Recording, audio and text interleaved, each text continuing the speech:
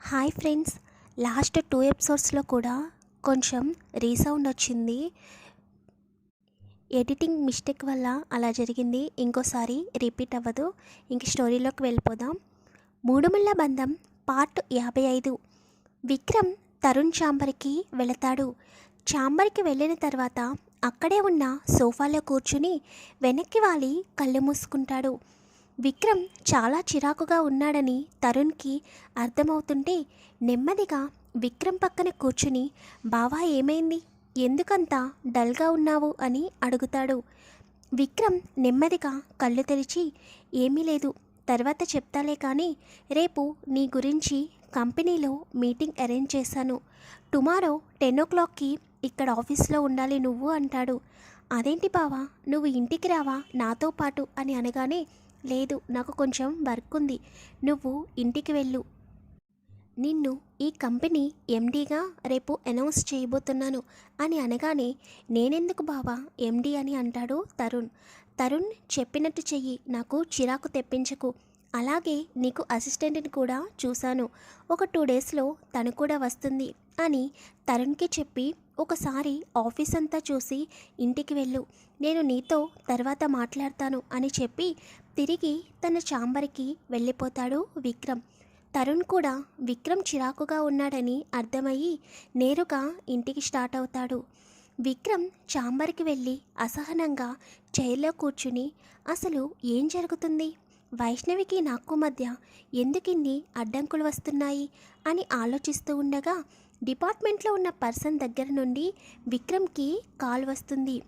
విక్రమ్ వెంటనే call attend చేయగానే, విక్రమ్, నువ్వు చెప్పిన ఆటోలో ఉన్న అమ్మాయి అక్కడ దగ్గరలో ఉన్న శివాలయానికి వెళ్ళింది. ఆటో దిగిన తర్వాత అక్కడ ఒక అబ్బాయితో టెంపుల్ లోపలికి వెళ్ళింది అని చెబుతాడు. విక్రమ్ టెంపుల్ డీటెయిల్స్ తెలుసుకుని థ్యాంక్ యూ చెప్పి కాల్ కట్ చేస్తాడు.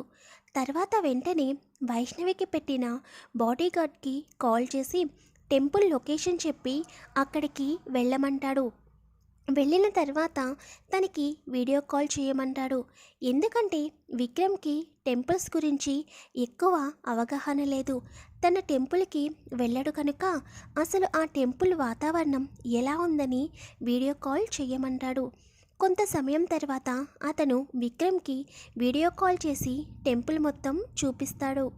టెంపుల్ చూస్తుంటే చాలా పెద్దదిగా కనిపిస్తుంది, అందులోనూ ఫేమస్ టెంపుల్గా కూడా కనిపిస్తుంది. వెంటనే విక్రమ్కి ఆలోచన వస్తుంది, అంత పెద్ద టెంపుల్లో తప్పకుండా సీసీటీవీ ఫుటేజ్ అరేంజ్ చేస్తారని. అక్కడ ఉన్న పూజారి గారిని కనుక్కోమని చెబుతాడు.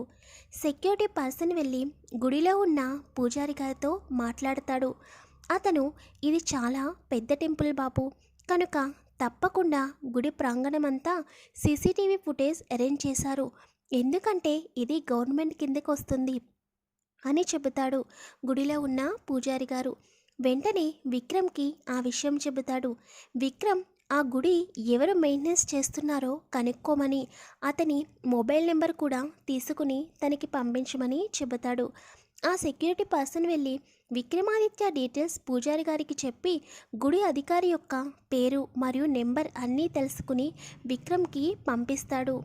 ఇండియాలోనే అతిపెద్ద టాప్ 5 బిజినెస్లలో విక్రమాదిత్య కంపెనీ కూడా ఒకటి. సో విక్రమాదిత్య ఏదన్నా తలుచుకుంటే అది వెంటనే జరిగి తీరుతుంది. విక్రమాదిత్య కంపెనీ గురించి తెలుసు కాబట్టి ఆ గుడి అధికారి వెంటనే విక్రమాదిత్య అడిగిన సీసీటీవీ ఫుటేజ్ వివరాలు విక్రమ్కి పంపించమని గుడిలో ఉన్న సెక్యూరిటీ ఆఫీసర్కి ఫోన్ చేసి చెబుతాడు.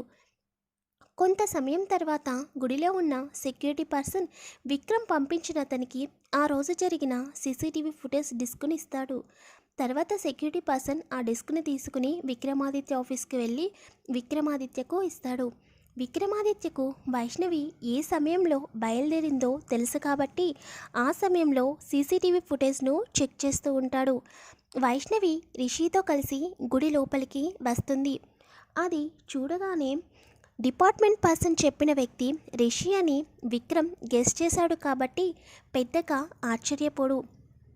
తర్వాత వైష్ణవి రిషి గుడి లోపలికి రావడం, వైష్ణవి రిషితో మాట్లాడడం, వైష్ణవి ఒంటరిగా గుడి లోపలికి వెళ్ళి దర్శనం చేసుకోవడం, తర్వాత రిషి దగ్గరికి రావడం అంతా విక్రమ్ చూస్తూ ఉంటాడు. కానీ అక్కడ మాటలు మాత్రం వినిపించవు. ఓన్లీ అక్కడ జరిగేది మాత్రమే విక్రమ్ చూస్తూ ఉంటాడు. వైష్ణవి రిషి దగ్గర నుండి వెళ్ళిపోవడానికి ముందుకి రావడం, తర్వాత రిషి ఏదో మాట్లాడడం, వెంటనే వైష్ణవి అక్కడే ఉన్న బల్లపై కూర్చుని కళ్ళు తిరిగి పడిపోవడం చూసిన విక్రమ్కి వెంటనే టెన్షన్ స్టార్ట్ అవుతుంది. అలా వైష్ణవి కళ్ళు తిరిగి పడిపోవడం చూసిన విక్రమ్ స్పీడ్గా తన పర్సనల్ రూమ్లోకి వెళ్ళి వైష్ణవి బెడ్ దగ్గరికి వెళ్ళి వైష్ణవిని నెమ్మదిగా లేపి గట్టిగా హగ్ చేసుకుంటాడు. కానీ వైష్ణవికి మెలకువ రాదు, తను నిద్రలోనే ఉంటుంది. విక్రమ్ మనసులో బాధగా అనిపిస్తుంది. అసలు ఎందుకు వెళ్ళావు రాక్షసి గుడికి? వాడు ఏం చెప్పాడు? నువ్వు ఎందుకంత స్ట్రెస్ ఫీల్ అయ్యావు? అలా ఎలా గుడిలో కళ్ళు తిరిగి పడిపోయావు? నాకు చాలా భయంగా ఉంది. నువ్వు ఏ విషయం నా దగ్గర దాస్తున్నావు అని వైష్ణవిని పట్టుకుని తనలో తనే మాట్లాడుతూ ఉంటాడు. నువ్వు లేచిన తర్వాత అప్పుడు చెబుతాను నీ పని అని చెప్పి నెమ్మదిగా వైష్ణవిని బెడ్పై పడుకోబెట్టి మళ్ళీ చైర్లో కూర్చుని అసలు వాడు ఏమని బెదిరించాడు వైష్ణవిని? ఎందుకు ఈ రాక్షసి వాడేదో చెప్పగానే కళ్ళు తిరిగి పడిపోయింది అని మళ్ళీ వెంటనే వీడియో ఆన్ చేస్తాడు.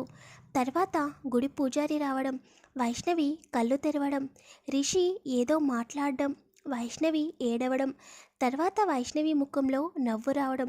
వైష్ణవికి వాళ్ళ అన్నయ్య గురించి తెలిసినప్పుడు సంతోషిస్తుంది. అదే చూస్తాడు విక్రమ్.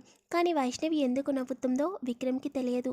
మళ్ళీ వెంటనే రిషి దగ్గరికి వెళ్ళి తన చేతులు పట్టుకుని బ్రతిమలాడటం, ఇవన్నీ చూస్తుంటే విక్రమ్కి చాలా చిరాకుగా అనిపిస్తుంది.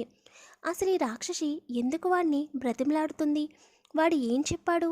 ఇదెందుకు ముందు భయపడింది, తర్వాత ఎందుకు సంతోషపడింది, తర్వాత ఎందుకు అలా ఏడుస్తుందో అర్థం కాక విక్రమ్కి పిచ్చి పట్టినట్టు అనిపిస్తుంటే వెనక్కి వాలి కళ్ళు మూసుకుని ఈ రాక్షసిని అడిగితే దాని దగ్గర నుండి నాకు ఏ సమాధానం రాదు.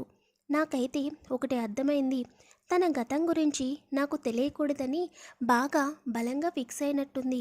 కానీ ఎందుకు వైష్ణవి నా గతం గురించి తెలిస్తే నాకు ఏమన్నా ప్రమాదమని ఆలోచిస్తుందా అని ఆలోచన రాగానే విక్రమ్ వెంటనే కళ్ళు తెరిచి నిజంగానే అదే అయి ఉంటుందా, అందుకని తన గతం గురించి నాకు చెప్పడం లేదా అని ఆలోచిస్తూ ఈ రాక్షసితో పెట్టుకుంటే ఏదీ తెలియదు. నాకు తెలిసి ఈ రిషిగడికి వైష్ణవి గతం గురించి తెలుసు, లేకపోతే మొన్నొచ్చినవాడు వైష్ణవితో ఏం చెబుతాడు? కాబట్టి ఈ రిషిని పట్టుకుంటే వైష్ణవి గతం మొత్తం బయటకు వస్తుంది, ఇదే కరెక్ట్ అని అనుకుంటూ వెంటనే స్టీఫెన్కి కాల్ చేస్తాడు విక్రమ్. మరి నెక్స్ట్ ఎపిసోడ్లో ఏం జరుగుతుందో టుమారో ఎపిసోడ్లో తెలుసుకుందాం. ప్లీజ్ వీడియో నచ్చితే లైక్ చేయండి, షేర్ చేయండి, ఛానల్ని సబ్స్క్రైబ్ చేసుకోండి. స్టోరీ ఎలా ఉందో కామెంట్ చేయండి.